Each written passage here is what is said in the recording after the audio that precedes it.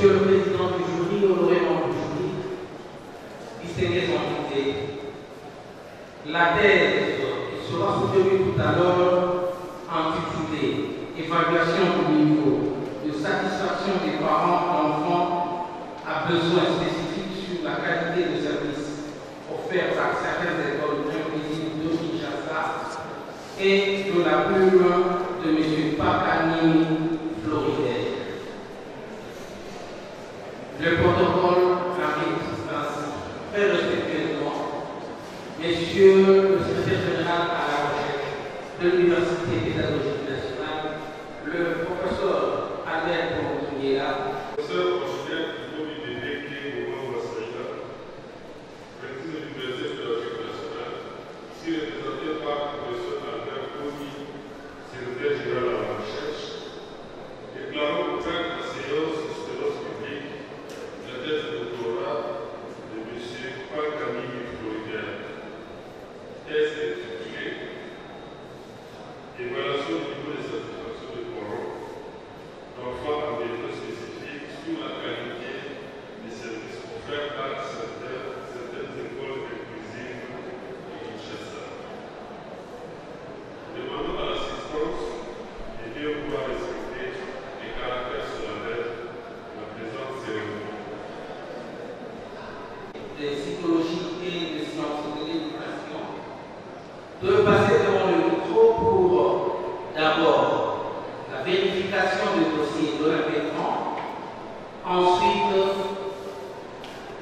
sa présentation et enfin la présentation des membres du jury. Professeur historien, vous avez le micro. En vue de la soutenance de la thèse de doctorat en gestion et administration des institutions scolaires et des formations, spécialité éducation inclusive. Madame la rectrice de l'Université pédagogique nationale, messieurs les membres du comité de gestion, messieurs les doyens des facultés, mesdames et messieurs les chefs de département, messieurs le président du jury, messieurs les membres du jury, mesdames et messieurs les membres du corps académique, mesdames et messieurs les membres du corps scientifique, mesdames et messieurs les membres du corps administratif, technique, ouvrier, chers parents, distingués invités à vos titres et grades multiples, camarades étudiantes et étudiants, tout protocole observé. Le secrétaire général à la recherche de l'Université pédagogique nationale a reçu le dossier de M. Pakani et Floribert pour vérification des conformités en vue de la soutenance publique de sa thèse de doctorat en gestion et administration des institutions scolaires et des formations, spécialité d'éducation inclusive. Ce dossier comprend les différents documents suivants: les diplômes d'études approfondies obtenus avec la mention distinction, les attestations d'instruction et de scolarité du doctorat, les preuves de paiement des frais académiques et d'encadrement, les rapports et les livres d'encadrement et de suivi, le conseil verbal de délibération des conseils de la faculté de psychologie et des sciences de l'éducation et du département de gestion et administration des institutions scolaires et des formations. Un exemplaire de la thèse de doctorat de l'impétrant. La décision de Madame la rectrice de l'Université pédagogique nationale portant nomination des membres du jury. Le bon publié par Madame la rectrice de l'Université pédagogique nationale convoqua la première, les jurys et le public en date du 21/2024, avec un seul point à l'ordre du jour à savoir la soutenance publique de la thèse de doctorat en gestion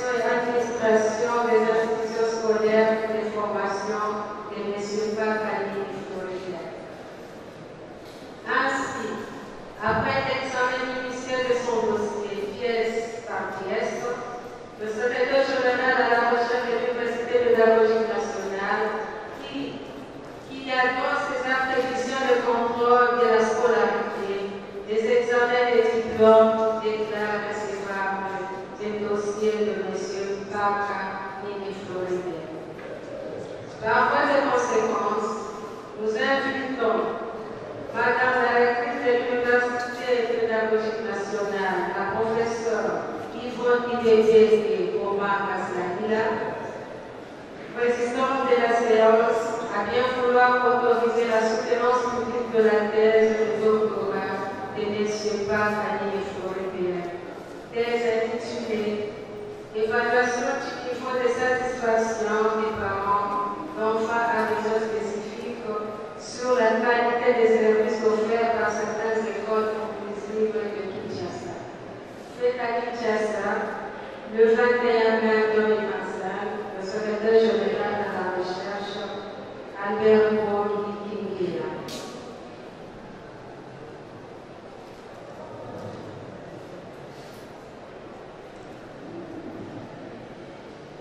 Présentation du candidat.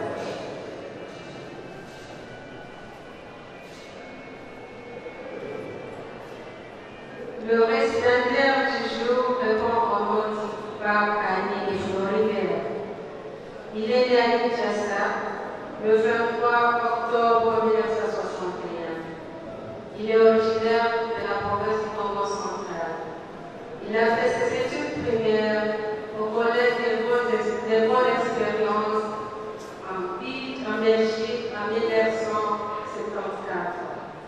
Il a fait ses études secondaires au lycée d'Hermoz et Montpellier en France, section technique de gestion en 1982. En 1991, il a été à la faculté libre de théologie protestante de Montpellier en France. Il est licencié en gestion administrative, et administration des institutions scolaires et des formations à l'UPR depuis 2010.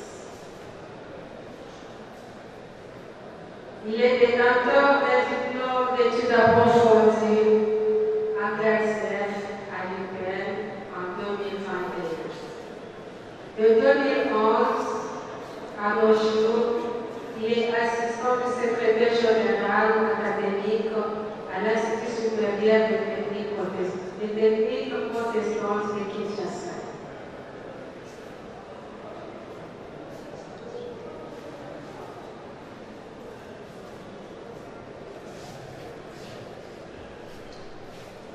Le jury siégeant ce jour, dont les membres et qualités sont reprises sur la décision rectorale numéro 021 par rectorat du 19 février 2025, chargé de procéder à l'examen et à l'évaluation de la thèse de doctorat du candidat surnommé se compose de la manière suivante. La professeure Kalena Diala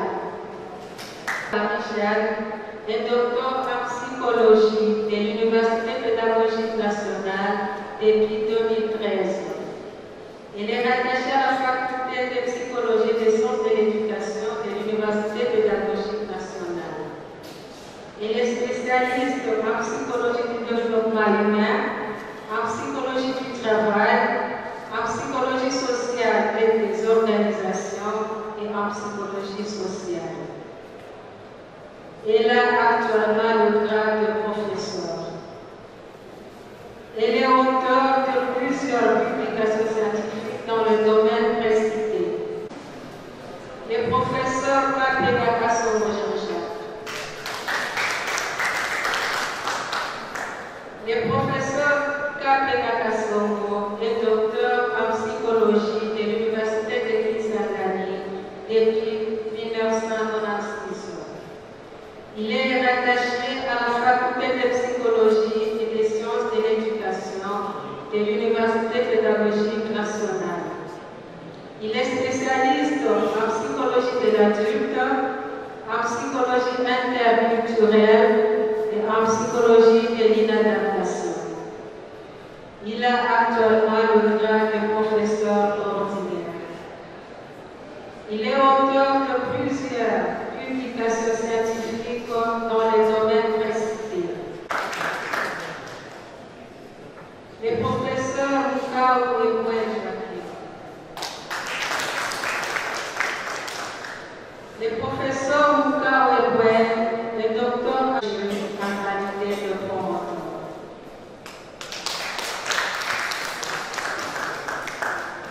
Les professeurs Yawiti Maïza.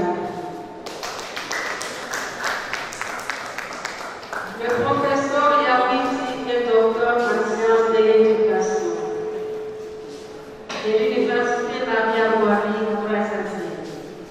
Depuis 2009, il est rattaché à la faculté de psychologie et des sciences de l'éducation de l'Université pédagogique nationale. Il est spécialiste en psychologie de l'orientation et en management des ressources humaines. Il assure les fonctions de directeur d'écriture. Il a actuellement le grade de professeur ordinaire. Il est auteur de plusieurs publications scientifiques et ouvrages dans le domaine précité. Il siège dans ces jurys en qualité de cofondateur.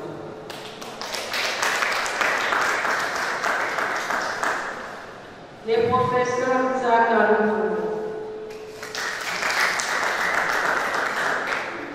Le professeur Zakaroufou est docteur en sciences de l'éducation de Genève depuis 1992. Il est rattaché à la faculté de psychologie et des sciences de l'éducation de l'Université pédagogique nationale. Il est spécialiste en philosophie de l'éducation. Il a actuellement le grade de professeur. Il est auteur de plusieurs publications scientifiques dans le domaine précité. Il siège dans ces jurys en qualité de membre effectif.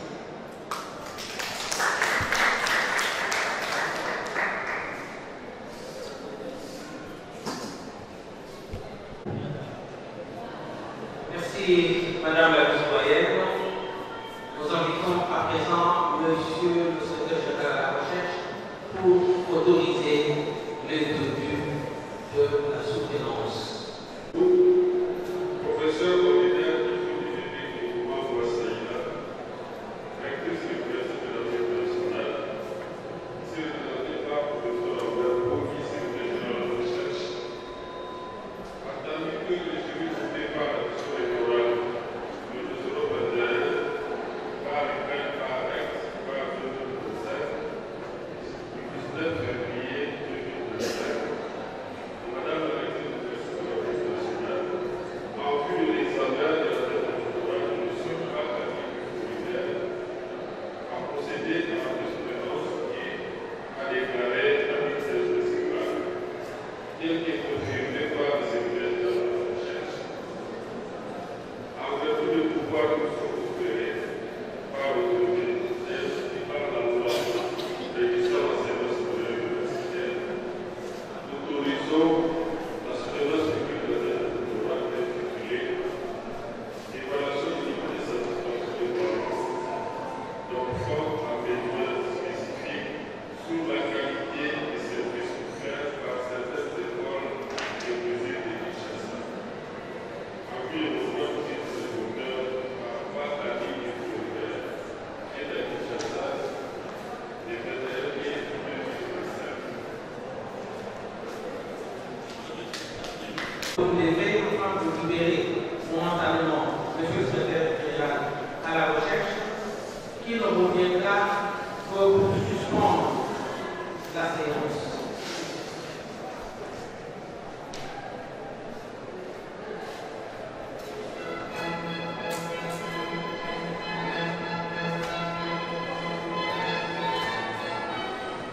Merci, Madame la Présidente, vous avez la parole.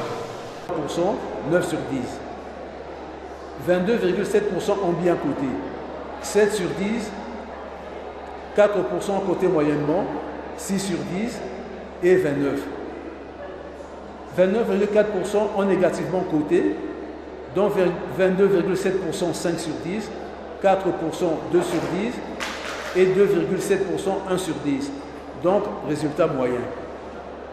La plupart d'enfants, 26,7%, sont en mesure actuellement de lire seuls, de calculer et de bien écrire, suivi de 22,7% qui peuvent prendre seuls leur bain, s'habiller et bien utiliser les sanitaires.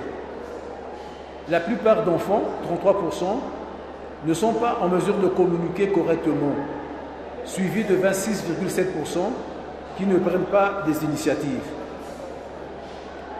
Vérification des hypothèses qui vont nous servir de conclusion.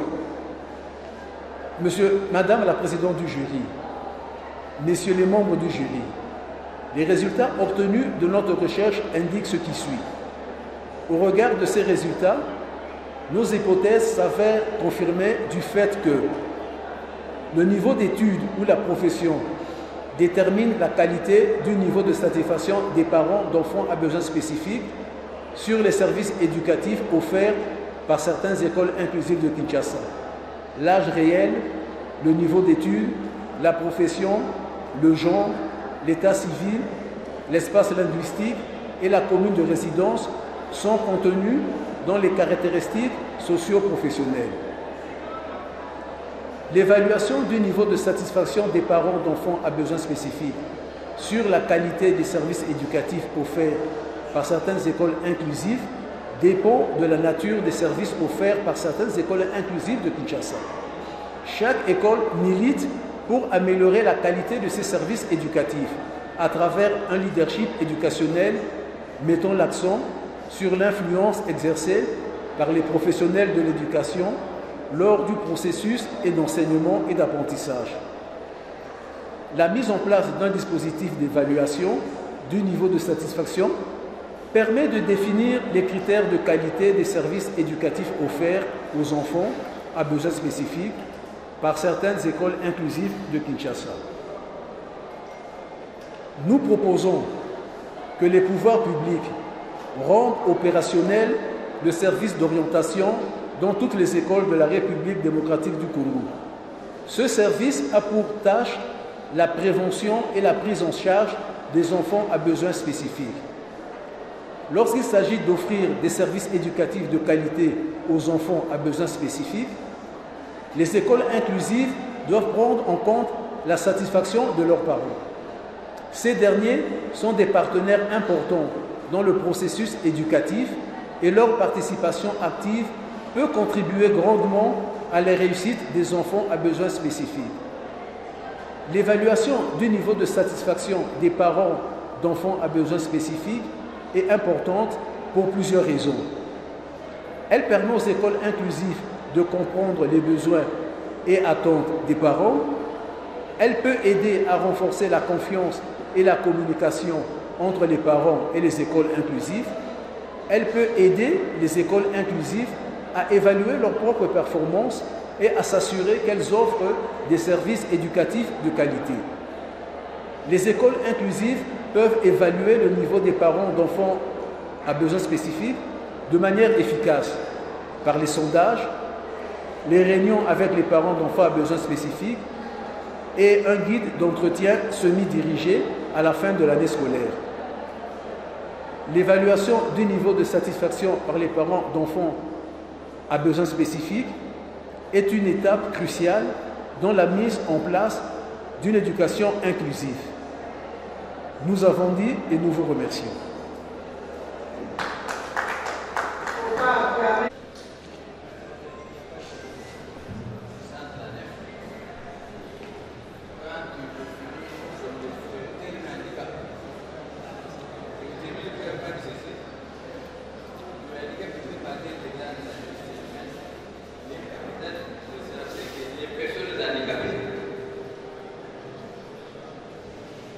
Actuellement,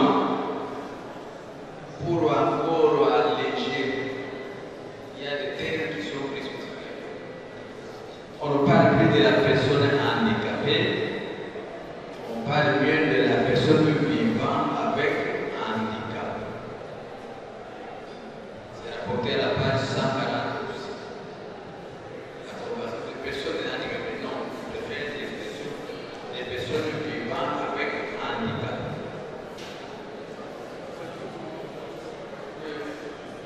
Quand j'arrive aussi à la page 156, à la bibliographie.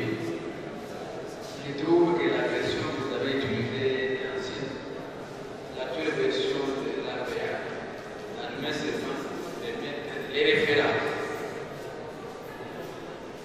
Pas seulement les références, et vous allez lire les références. Ça, la version de 2026. Alors, je pose la question souvent très compliquée. Est-ce que vous êtes satisfait avoir fait ce travail? Êtes-vous satisfait d'avoir réalisé cette œuvre?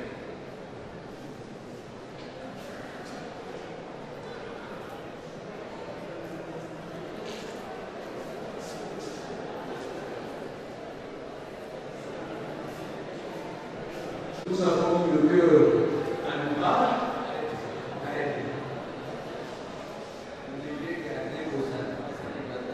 Merci Madame la Présidente de la séance. Monsieur Baker, à mon tour, j'ai lu votre travail avec intérêt, voire même avec beaucoup d'intérêt. J'ai aussi constaté que les formats finales est nettement corrigé par rapport à ce que nous avions vu avant, du point de vue forme. Mais il y avait, bien sûr, il reste encore des petites baisses qui s'existent à gauche à droite, on ne va pas insister là-dessus. Par contre, j'étais un peu frappé par le fait que dans votre texte, il y a certaines parties où on trouve des interlignes, d'autres interlignes, moins 15. Est-ce que c'est fait exprès ou bien c'est par accident? Je ne sais pas. J'ai vu ça quelque part, je crois, à la page 151 ou encore à la page 45, j'ai vu ça. C'est pour la conformité de votre texte en fait. Alors, par contre, pour le fond, je trouve votre travail très intéressant. Le thème est vraiment d'actualité, surtout que aujourd'hui, pratiquement tous les pays du monde essayent de rechercher la qualité de l'enseignement. Et nous savons très bien que l'intégration des exclus et des enfants à besoins spécifiques rentre vraiment dans cette recherche de l'amélioration de la qualité de l'enseignement. On peut aussi dire qu'un des soucis importants de certains pays, entre autres les pays soi-disant industrialisés, c'est de faire de telle sorte que dans l'avenir, toutes les écoles, toutes les classes deviennent des classes pouvant accueillir toutes les personnes, tous les enfants sans distinction. Donc c'est un point important. Nous savons aussi que pour notre pays, ce n'est pas vraiment le cas parce que les enfants sans besoin spécifiques se retrouvent déjà dans des conditions pas tout à fait normales. Et de ce point de vue, je trouve que votre travail est intéressant parce qu'il va peut-être nous amener à comprendre qu'un jour, dans d'autres pays, nous pourrions aussi tendre vers des écoles toutes inclusives. C'est possible. C'est quelque chose qu'on recherche et partout ailleurs. Mais maintenant, pour ce qui concerne notre pays, en tout cas, moi, je vais dire que les enfants sans besoins spécifiques et les enfants à besoins spécifiques se retrouvent tous logés à la même enseigne. Ils ont tous des difficultés, on va chercher comment les prendre en charge.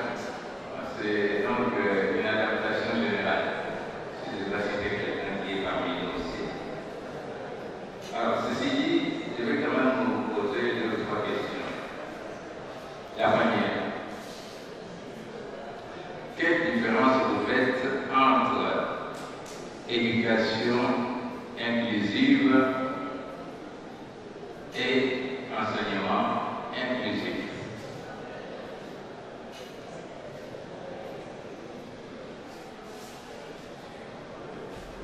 Deuxième question,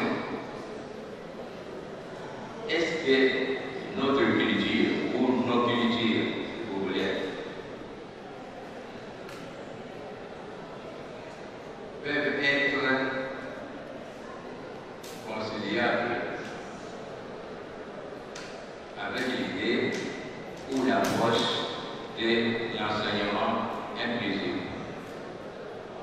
Je veux dire ici que trop souvent, chez nous, on entend parler des enfants sorciers, des enfants de la rue. Alors, une fois que l'enfant dit pour quelque chose qui se passe, on lui plutôt qu'il est sorcier. On ne va pas chercher comment l'inclure ou l'intégrer dans une structure qui peut l'aider. Si vous répondez à ces questions-là, je pense que vous pouvez vous laisser tranquille. Merci, Madame la Présidente. Je commence par la deuxième question. Si dans nos cultures, on peut concilier. Je dirais que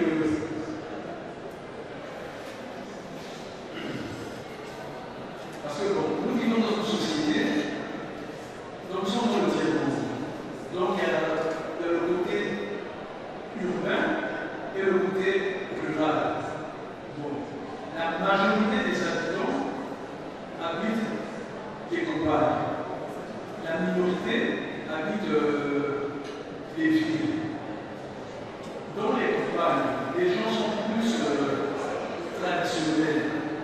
Ils ont l'impression que les enfants à besoins spécifiques ils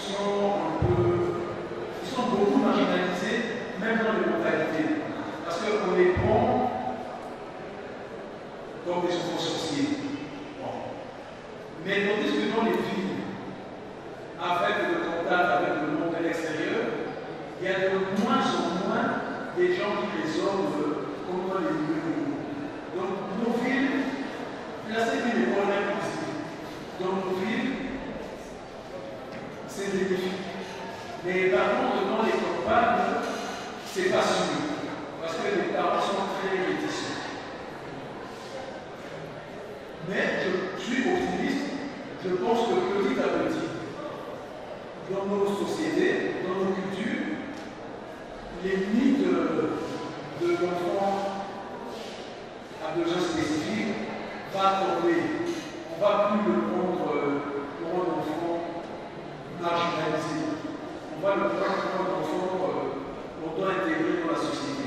Ça, c'est ce que je suppose, c'est ce que j'espère aussi. Mais il y a encore du travail à faire, parce que la plupart des parents qui peuvent les villes viennent des campagnes.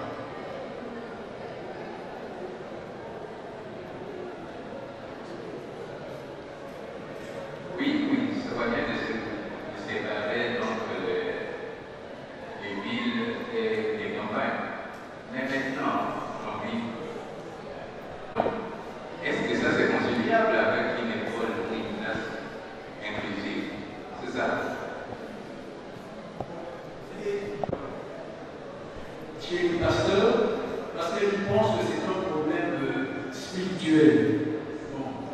Mais quand ils verront la réalité que le pasteur est un être humain, il ne fait pas des miracles, ils vont vraiment se tourner vers autre chose. Et c'est à ce moment-là que l'école inclusive leur ouvre les portes. C'est à ce moment-là que, par déception, que le pasteur n'a pas fait le miracle attendu. C'est à ce moment-là qu'ils vont s'orienter vers les écoles inclusives, quand ils savent que les écoles inclusives existent. Parce qu'il y a des parents qui sont contre, qui savent pas qu'elles existent.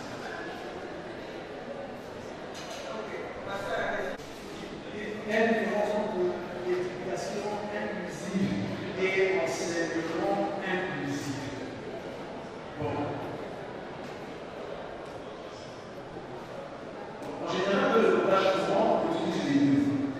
Mais quand on regarde même dans les pouvoirs publics, on fait la différence entre le ministère de l'Éducation primaire secondaire et le ministère de l'Enseignement supérieur. Donc on considère que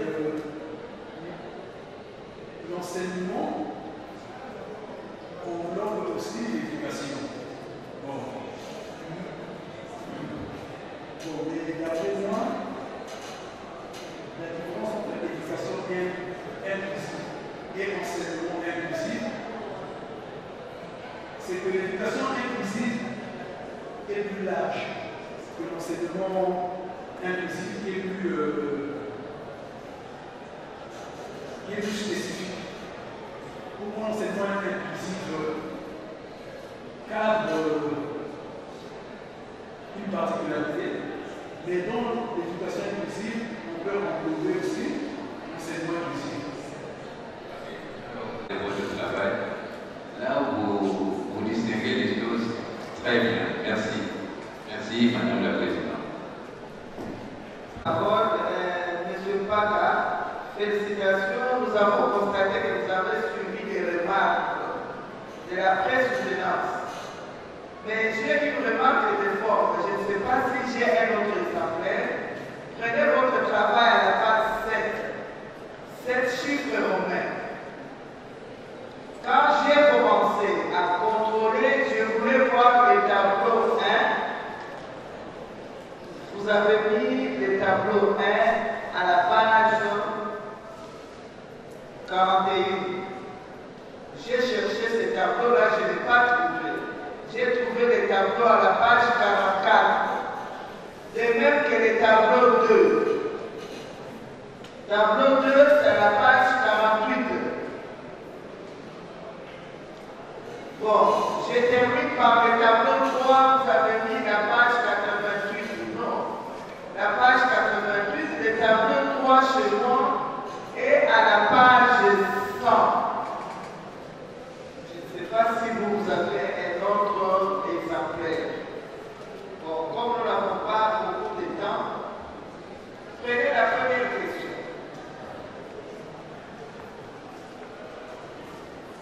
Vous devez savoir que concrètement, nous sommes en République démocratique du Congo. Mais vous avez cité la loi française à son article 2 qui stipule que la nation fixe comme mission première à l'école de faire partager aux élèves les valeurs de la République.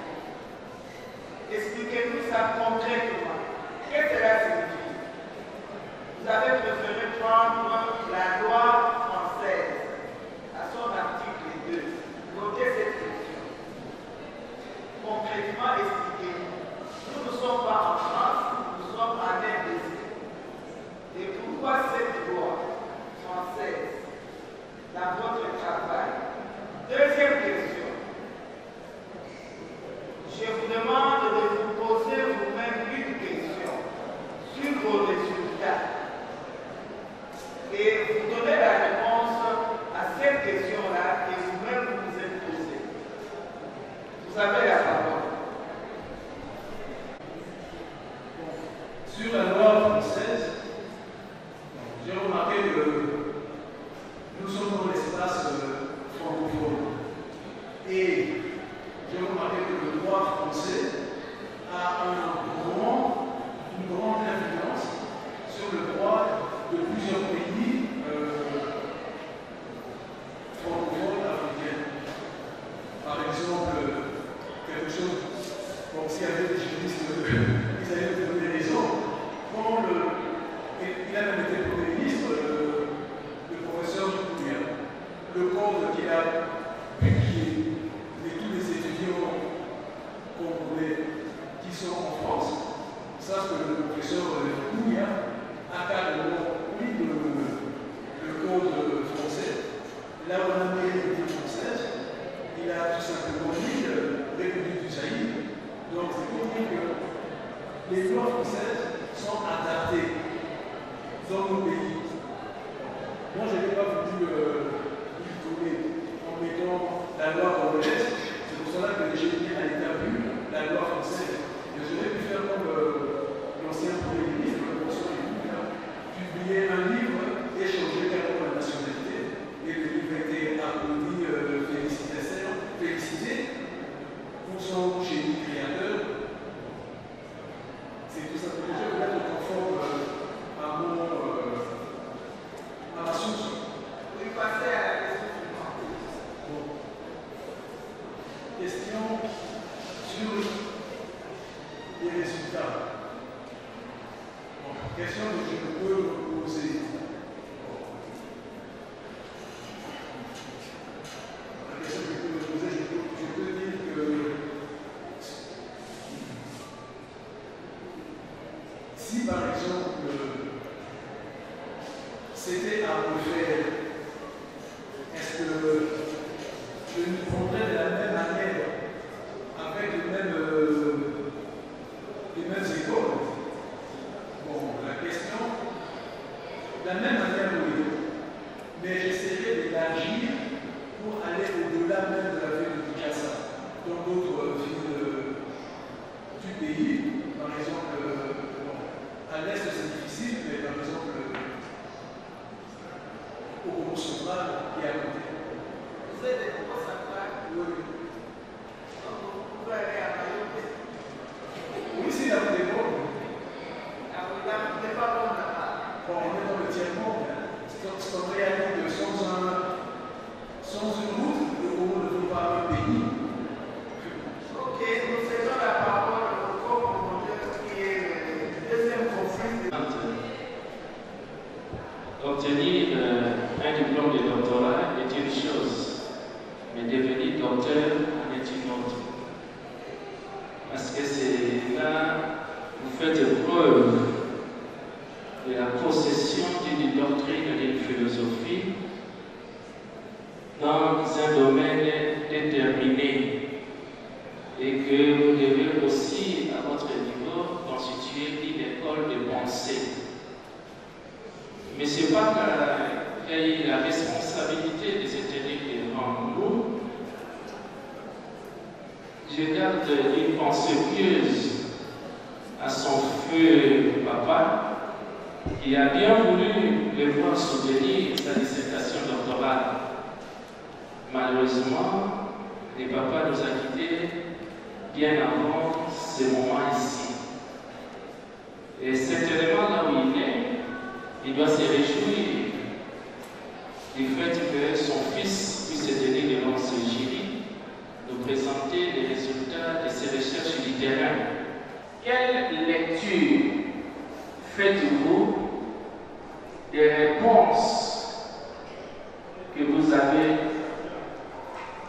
reçues des parents qui ont inscrit les enfants dans des écoles ordinaires pour bénéficier d'un enseignement inclusif? Quelle lecture personnelle que vous faites de leurs réponses d'une manière générale? Mais Madame la Présidente, je vous reviens à vous.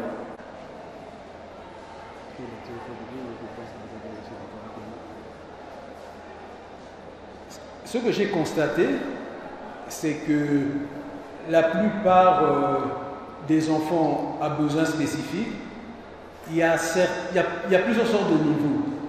Il y a des niveaux où l'enfant est vraiment en retard par rapport aux autres. Mais il y a d'autres enfants, ils n'ont pas le même niveau. Les enseignants encouragent les parents à les mettre à l'école ordinaire parce qu'ils n'ont pas les mêmes lacunes. Par exemple, il y a même des enfants qui participent au TENAFED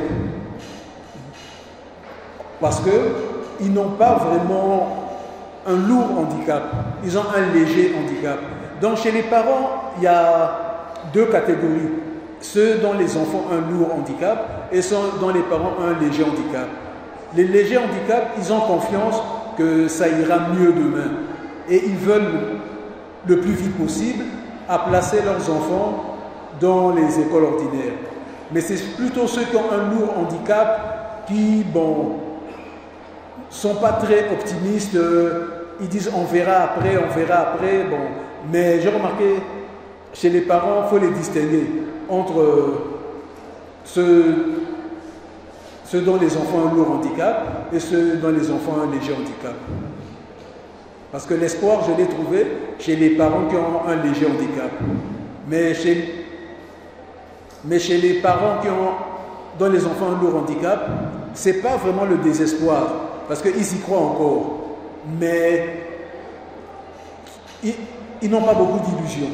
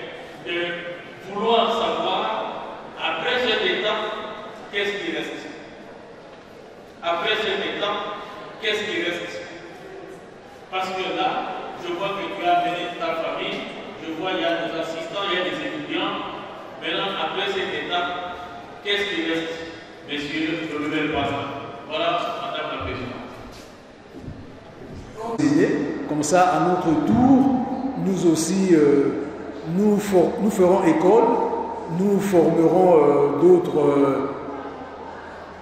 d'autres disciples.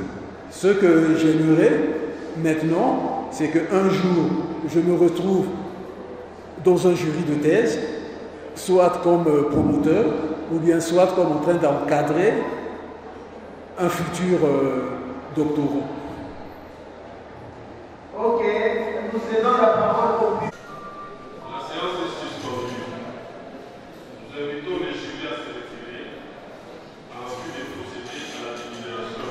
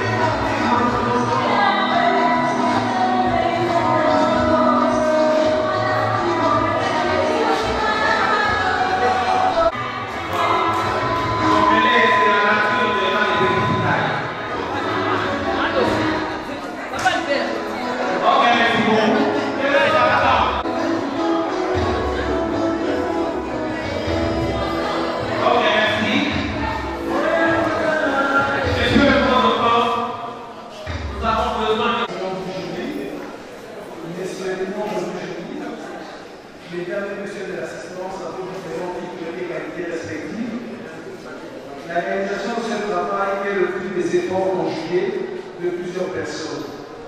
Ainsi, saisissons-nous cette occasion pour remercier tous ceux qui ont contribué à sa finalisation. Nous exprimons notre gratitude au professeur Joachim Moukaouéouel, promoteur, et Jean-Paul Yamoufi Maïzam, co-promoteur, qui ont accepté de nous accompagner dans la construction de notre conseil doctoral. Les évaluateurs de cette dissertation soient remerciés pour avoir contribué à son toilettage et enrichissement.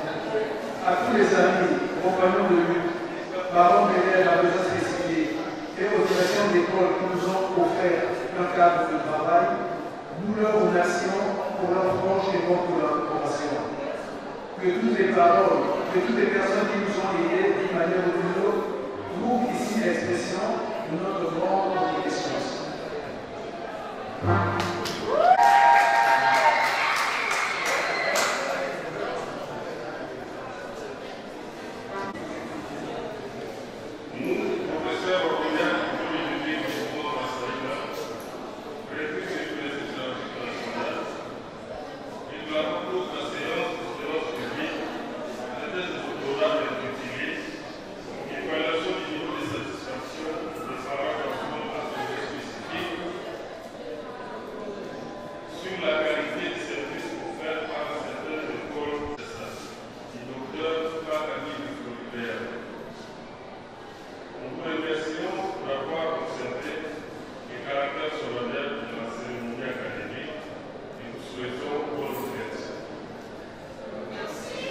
Merci.